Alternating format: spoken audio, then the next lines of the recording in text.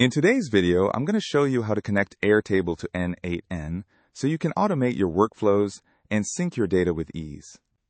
First, open your N8n workflow and click the plus button to add a new node. Search for Airtable and select the Airtable node. Next, create a new Airtable credential. Enter your Airtable personal access token, then save the credential. After that, select your base, choose the table you want to work with, and pick the operation you need, such as creating, updating, retrieving, or deleting records. Once you've configured the node, connect it to your workflow and map the data from previous nodes into the Airtable fields.